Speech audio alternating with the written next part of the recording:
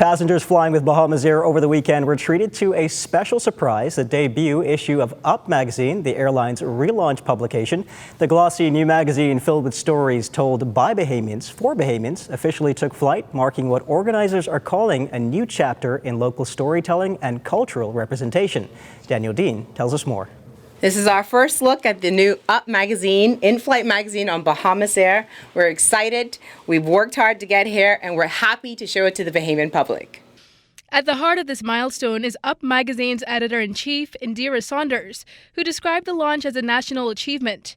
The debut issue features Aisha Bowe, Bahamian-American astronaut and tech entrepreneur, on the cover, a decision that came together seamlessly. Such an honor to be the person to kind of retell this story with new depths and new perspectives, not just mass travel stories, but in-depth, interesting cultural stories that people want to read. We reached out to her tentatively. Could you possibly think of maybe? And she said, I'm in. She said, can we do it in Exuma? Inside, readers will find a mix of travel, culture, and personal narratives, with contributions from notable Bahamians including Eddie Russell III, Ianthea Smith, Elijah Sands, and Vonique Toot.